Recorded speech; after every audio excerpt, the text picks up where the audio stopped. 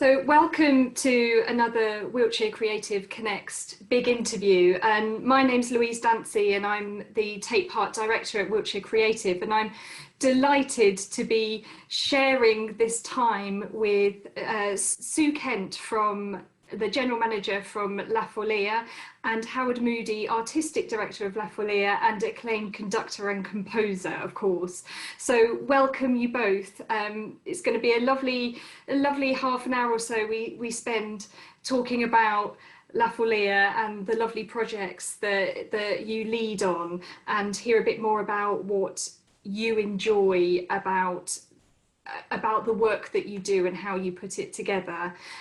So firstly, Howard, do you just want to introduce us to La Folia, sort of starting perhaps from Sarum Chamber Orchestra, and just giving us a little brief overview about where it started and what La Folia means now? Yes, indeed. Well, Sarum Chamber Orchestra started in 1986. And we played to full houses, full city halls, full cathedrals, everything, at a time when a professional orchestra was a very novel thing in Salisbury, and there wasn't the huge diary of events that grew over the following 20 years. And we got accused eventually of being called a chamber orchestra because we started putting on such large concerts. And decided to change it to the Sarum Orchestra. And then as the market changed and as the arts world evolved, we decided to morph into something that was more wide open than just an orchestra, but still had an orchestra at its base and had this wonderful pool of amazing musicians. And again, also not of just orchestral musicians, but musicians from all disciplines and styles of music, and to create more of a project organization that could do concerts, but could also focus on new work, particularly not only devising new work with groups, but also commissioning new music and presenting music in surprising ways.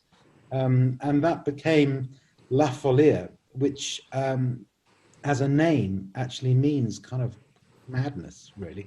It's a very ancient tune. In fact, there's a story that it is actually the oldest tune ever written down. And it's one of those tunes that's, it's kind of an old gypsy tune that has been reinvented by musicians through the centuries.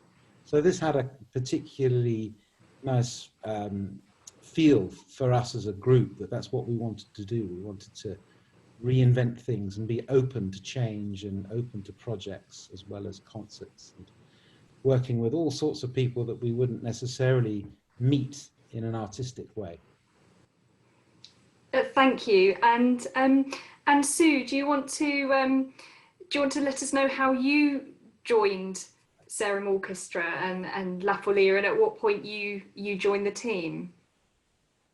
Well, I was at the first concert and I was completely excited by it, and I felt that everything about it had a vigor and an animation that I didn't usually experience. And I also, although I was listening to repertoire that I knew, I felt I heard it differently. So I was very envious of all the people I could see down there at the front who'd actually made this beautiful thing. I went away and I became a friend because that was all I could do, and kept on going to concerts. And then as the wheels of life changed, I actually was able to join that team and experience it in a different way. And that is the team that we have here with us today, Howard as Artistic Director and Sue as General Manager. And as Wiltshire Creative and the three organisations it comes from, Salisbury Arts Centre, Salisbury International Arts Festival and Salisbury Playhouse, all based in Salisbury, supporting the community of Wiltshire, in a similar way that you do are rooted in Salisbury. So we've had this partnership and this connection. So it felt really appropriate that we could have this time and catch up and connect and reflect on the work that you've done, and some of that we've done in collaboration, and we'll move on to that in a little while. But just for a small moment, as it's never, we don't always like talking about ourselves, but what do you think are the foundations of the success of the partnership that we have here, in terms of you both and La Folia? Well, for me, the success is having worked with Sue for such a long time and feeling that everything is based on a real sense of trust and understanding. So Sue has this extraordinary ability to interpret an idea in terms of what's required for it to be carried out. And she has no limits really as to how to get her thinking around something. Personally, I've learned so much from that, and this incredibly creative sense of making the impossible possible. So I think in the arts, if you're trying to do something new or commission something, there's an enormous amount of unknown about it, and everybody now is almost psychotically wanting to know the outcome of everything before it's happened. But the arts world is completely the opposite to that. It's about trying to venture into expressions of things that haven't been expressed. And I'm quite good at just sort of blabbing out an idea and people getting slightly irritated because it seems impossible. But Sue has just tirelessly been able to interpret these ideas into the things that present themselves, locally, the things that present themselves nationally and internationally. And particularly with Wiltshire Creative and the Salisbury Festival before that, there was this perfect sense that La Folia could offer a partnership that wasn't tied down by too much red tape or jargon or expectation. And I think Sue's open thinking is the thing that's created a management structure that is unique, actually. And through the festival and through La Folia, we've done such incredible projects that when I describe them to people, they really can't believe the diversity of it. So it's been a very exciting time. And of course, you know, we wouldn't be able to experience such exciting and surprising projects without those crazy ideas and that ambition. So Sue, what is your response when you're presented with a new idea or project? Well, I laugh a bit first, but I always trust the outcome. There's never been a time when the outcome hasn't been what I'll say wanted. I won't say expected, because we never quite know. But it's a complete trust of the process, because Howard, although he presents himself as just being a bit casual about it, he's actually totally meticulous, and there's no detail that I feel is too small to discuss. And it's that attention to detail within a big picture that is really very satisfying to work with. Thank you. And we of course have talked prior to recording this, and the things that really stuck in my mind were trust, the team, the new and the surprise when you both spoke about La Folia.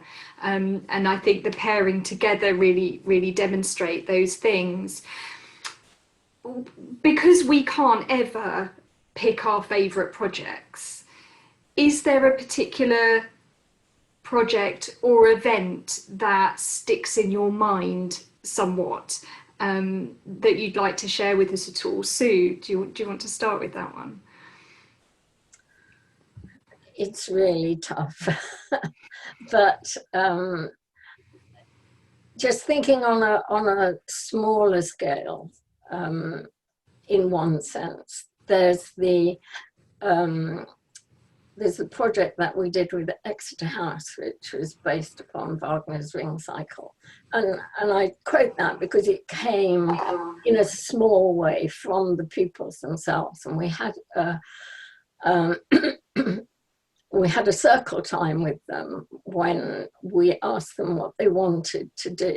And they wanted to do a project that was about love, that was about hate, that was about death, that was about all sorts of totally elemental things.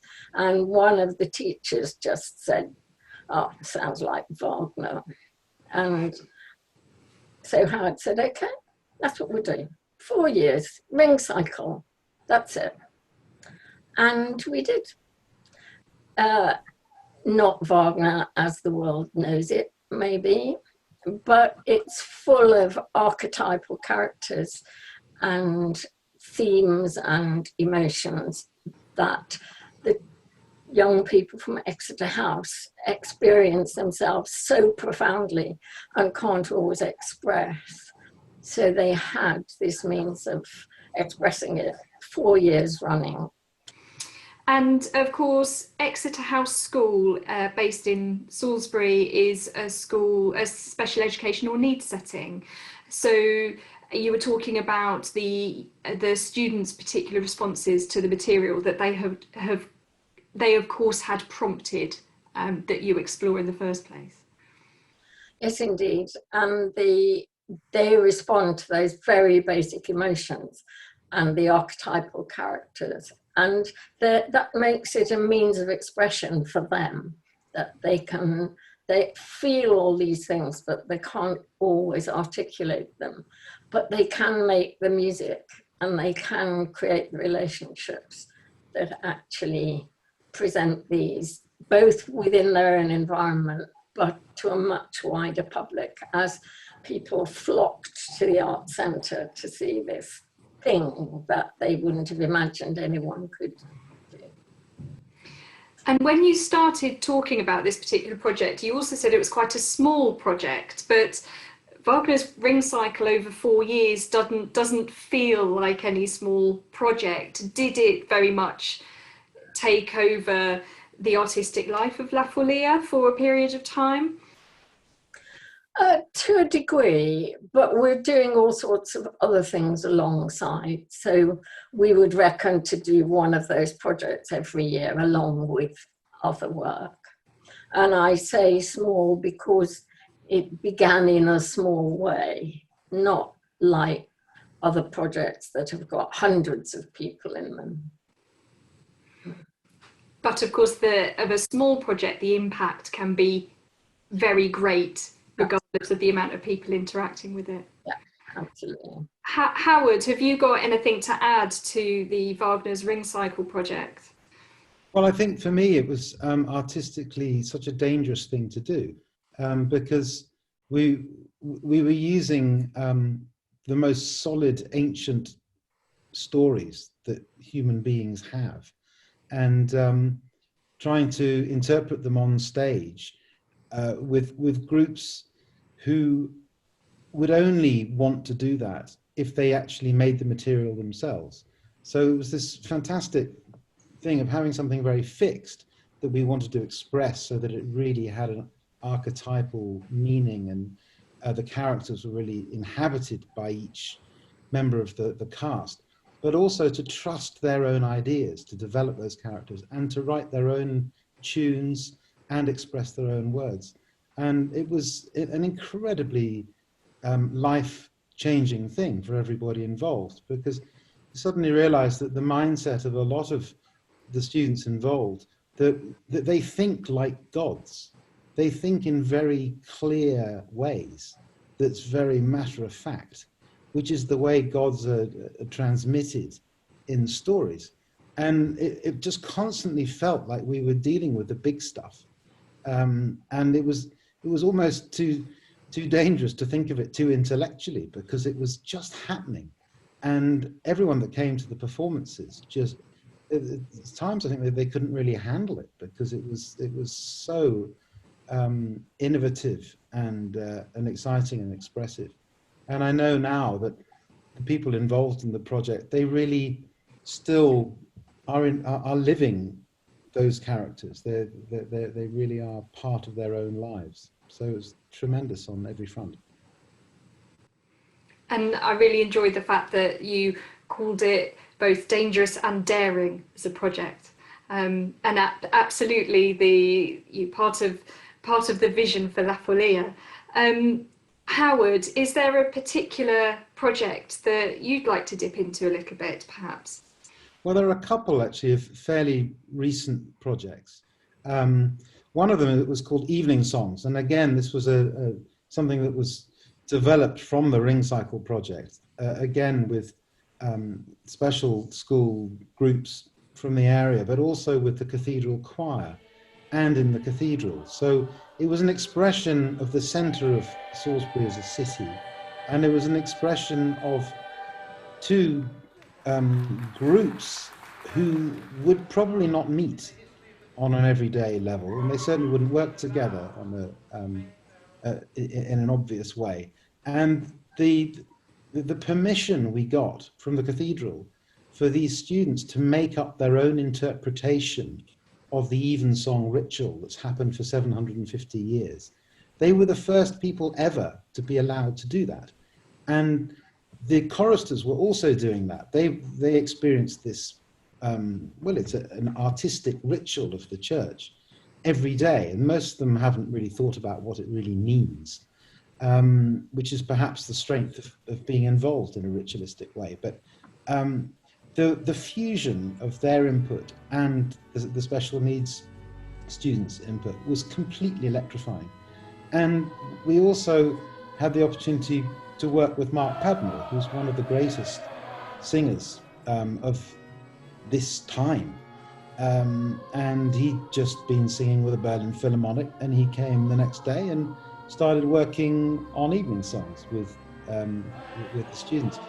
And there's, with artists like him that La Folia work with all the time, but we try and make bespoke teams of musicians for each project. There was no difference between doing one thing and another. It's just all about sharing the essence of music. And I think everybody involved felt very transformed by it. And also to have 800 people turning up to Tuesday Evensong and ending in floods of tears was not something that happens very often. And that was something that, again, represented this something happening in that wonderful building at the center of the city, and drawing groups of musicians and artists together, as well as groups within the city, which I think is a fantastic cocktail for an artistic project.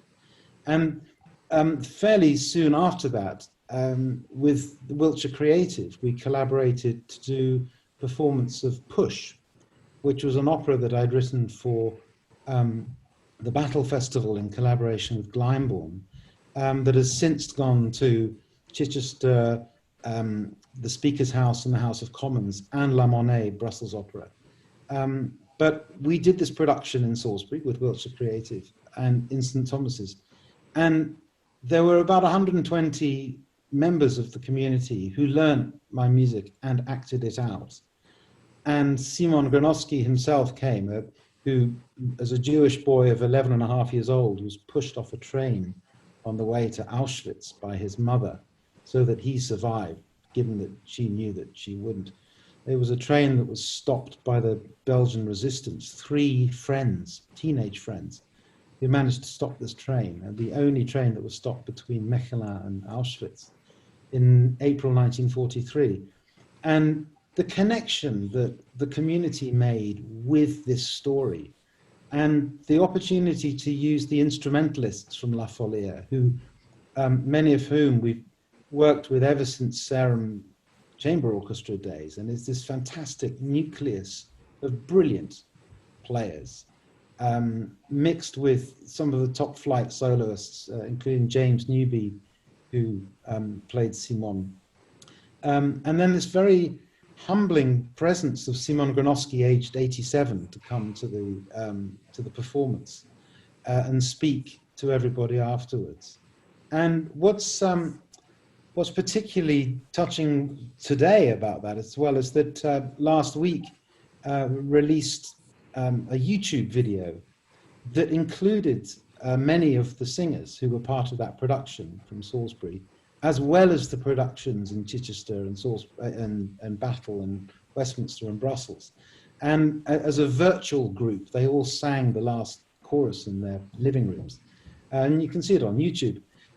It's called Push Opera 2020 Giant Choir Lockdown or something. But this fantastic sense that something that, again, starts as an idea, probably with Sue just saying, oh, how about doing Push? Which was, you know, a very easy thing to say, but an enormously, it's a huge undertaking. But this thing of being able to collaborate with other groups. So the Wiltshire Creative machine at that time was exactly what we needed to do that. And Wiltshire Creative needed exactly what we had to offer, which was the artistic input for that particular event.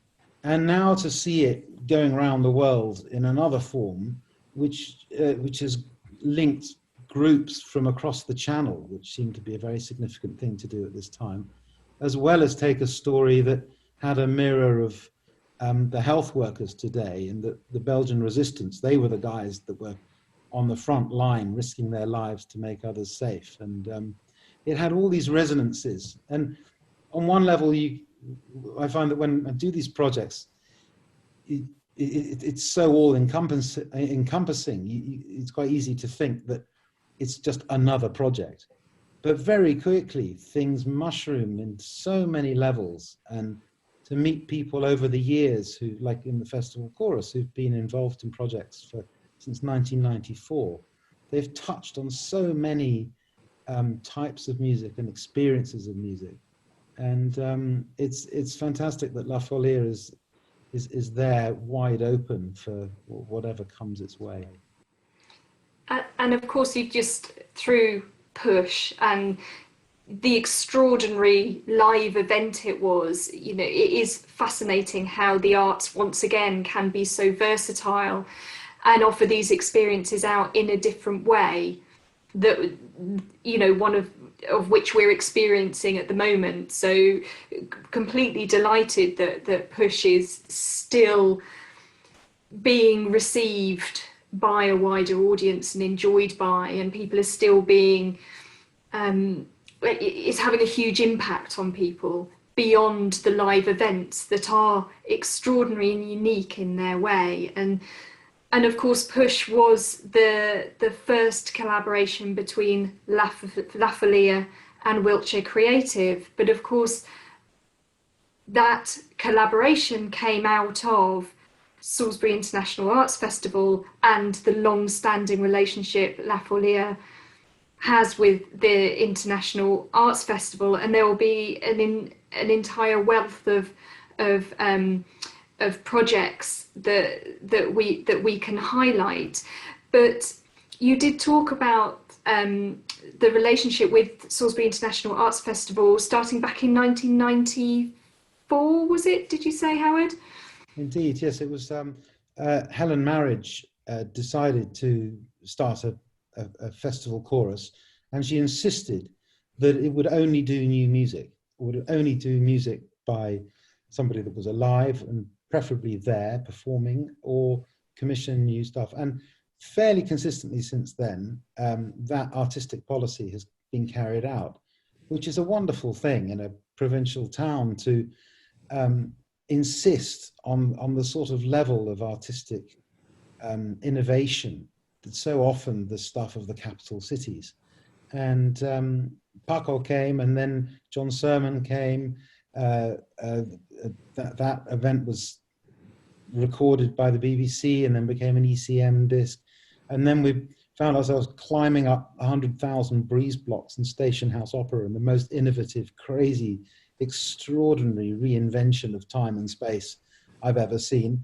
And then it moved on to working with artists such as Abdullah Ibrahim, and moved on to big concerts in the cathedral. And then in Toby's time, we did these devise projects for 4 years that were on the edge of a written new piece and something that was very experimental. And yeah, every year there's been this wonderful energy to make something new. And there are members of the chorus who were there for that first extraordinary event, where people were so confused by it. And I love that. The first rehearsal, you get people complaining before they even know what it is.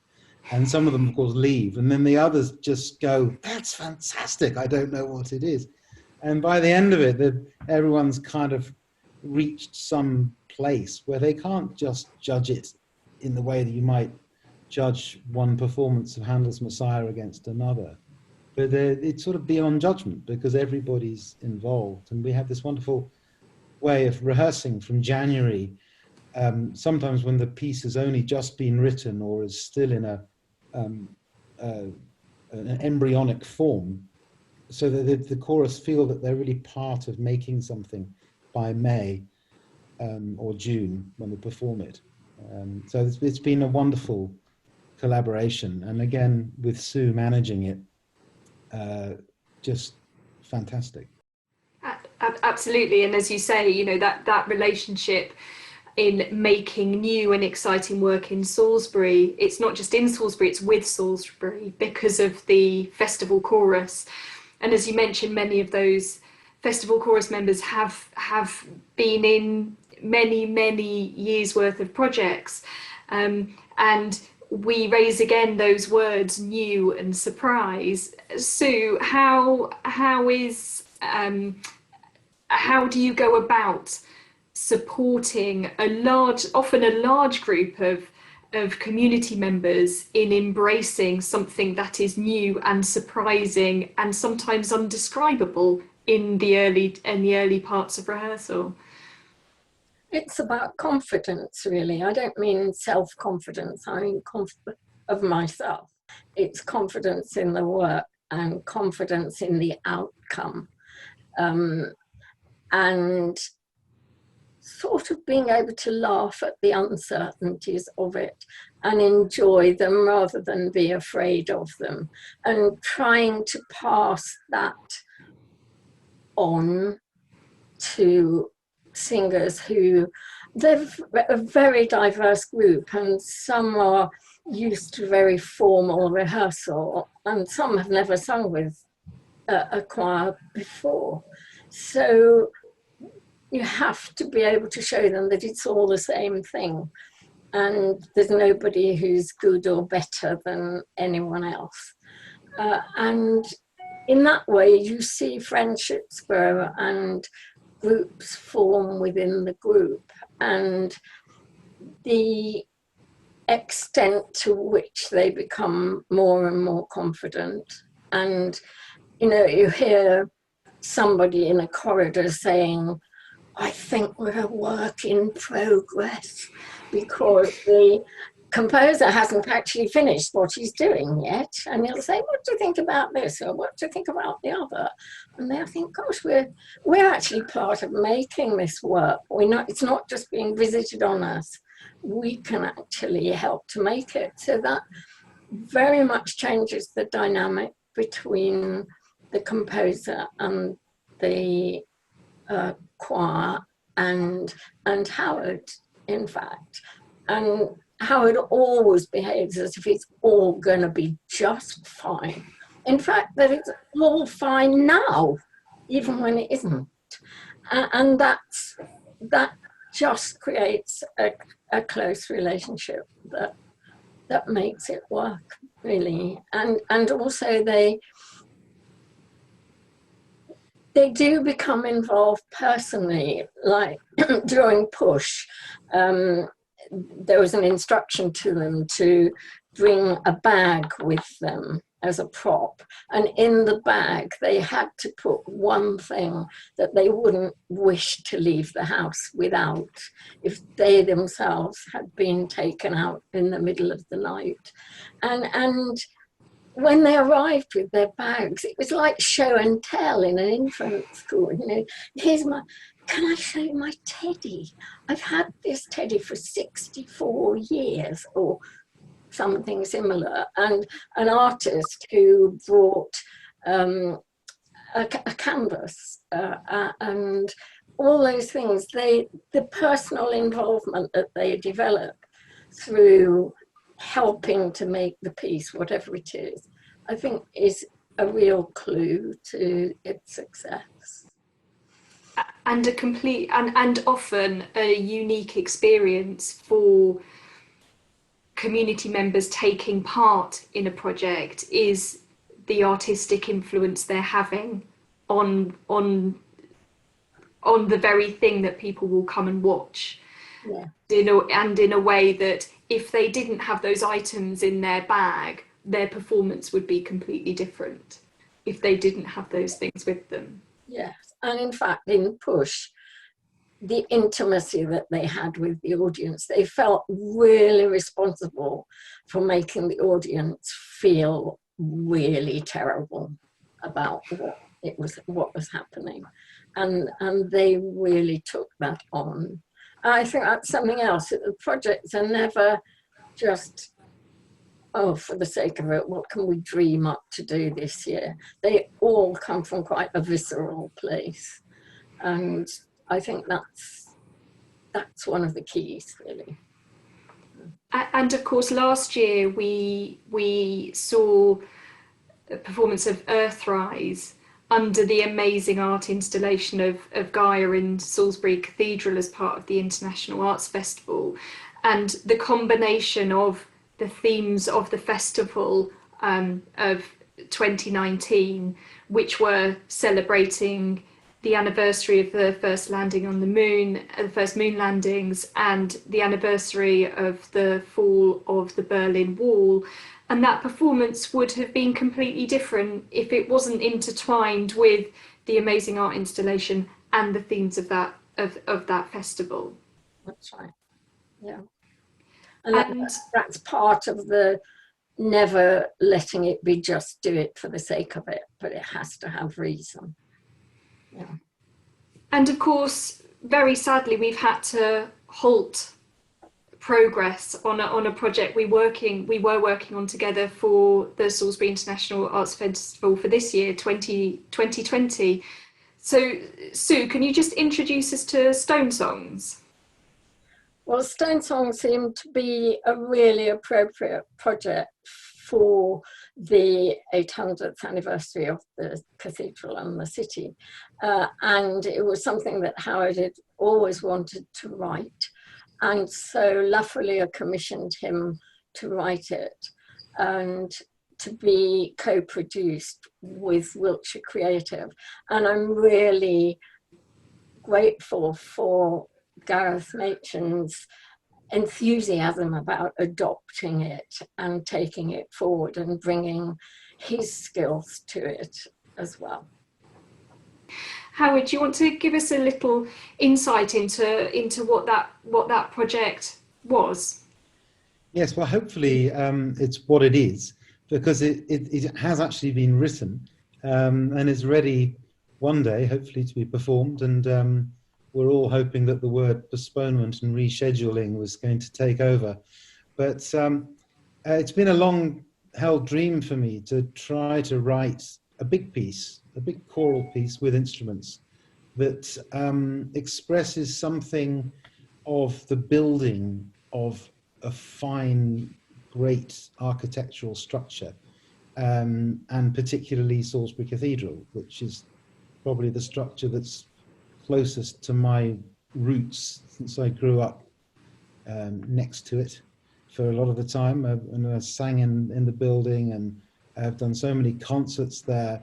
And of course, it is this most magnificent space that we all want to be part of, but often can't really find a way of connecting with it. And I wanted to write a piece not saying, ooh, ah, isn't it wonderful, but something about the grit of the people that created it and the vision of the people who 800 years ago this year, with the founding stone of the cathedral being laid, just went, right, this is what we have to do. This, you know, we can create this extraordinary thing.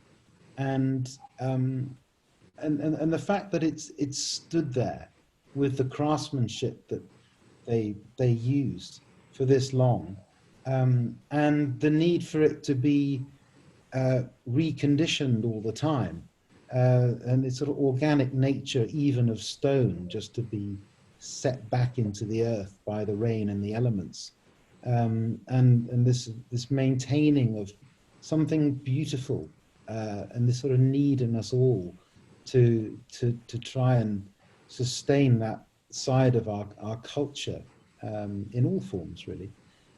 So Stone Songs is an hour-long piece with the festival chorus. It's got 5 professional soloists and 10 instrumentalists from La Folia. And again, it's this critical mix, as with other projects, where it's the quality of the professional musicians who can hang a big project together, because that's what they do all the time, and create this huge foundation and structure that will hold people safely in a performance. For instance, in that Earthrise performance last year, when I first looked at the score, it was impossible to consider doing that. But it was persuading Alec to make a version of it where we could make it happen on a really high musical level. And then Gareth's cooperation of knowing that we weren't just trying to ask for things for the sake of it, but of making sure that in the room there are really inspirational musicians who we can all respond to. So this is a piece that's sitting there, the cathedral's sitting there, and when the two shall meet is something that I'm very much looking forward to, and very much hope that we can manifest together. And another perfect demonstration of not doing something for the sake of it. It's a response to a building that's been there for 800 years, and it was to be celebrated in this musical way in its 800th year. And yes, absolutely, we all look forward to the moment when we can get back in the rehearsal room, because of course we had started rehearsals for this piece at the point where we knew that it wasn't going to be performed in the same way, that at the same time that we had imagined. And so absolutely, we all look forward to the moment where we can revisit Stone Songs and share it with everybody. And before we wrap up, is there anything else that you'd like to highlight about La Folia, Salisbury, its relationship with Wiltshire Creative, before we move on? My thought at the moment is for the future, and that it's impossible to plan anything as we speak today in our lockdown. But I think we have to be thinking very creatively and optimistically to create the next phase of work, and to find the things and the ways with which we can continue to commission new work and see beyond the reality that hits from every corner, certainly at the moment. And I think the advantage of La Folia, for sure, is that it's a very flexible organization. It doesn't really exist until the musicians start playing, and we have access to these incredible teams of musicians and combinations of musicians that haven't met yet. We can be very bespoke for each project. We can create whatever group is strongest for any one time. And I think Wiltshire Creative as an organization is very in tune with that, because all festivals by definition change every year.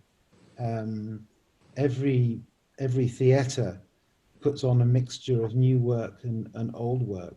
And I think this world of partnerships and collaborations, but in real ways, not just in a sort of jargon way, because certainly the word collaboration can be thrown around a lot, but then there's sometimes very little dialogue between different ways of thinking. And I think we have a real cocktail of a beautiful city, a vibrant community, an incredibly diverse community, and of their needs and their desires, and what they have experienced and what they haven't. And I think it's a real responsibility to try to sustain really innovative, creative work. So I'm looking at that right now as the thing to all start thinking about and try and make happen. And I'm always, completely overwhelmed with how lucky we are as a city to have the organisations that we have in it, and ones that value the people that live here and live in the surrounding areas and make work, as we said, for and with them. I don't think either of our organisations would be what they are without the contribution of the people who it's with and who it's for. Absolutely, yeah. And there's nothing competitive about the arts. It's just about trying to get things going and coming from a solid, honest place. So yeah, we have the people who want it, or at least if they don't know they want it, we have to show them that they do want something that they don't know about, and just ways to get people together. And we really look forward to welcoming people back together as soon as we possibly can. So thank you for your time, Sue and Howard. And we really, really hope that you as an audience have enjoyed hearing a little bit more about the projects and what they mean to the people of Salisbury. So thank you so much. You're welcome.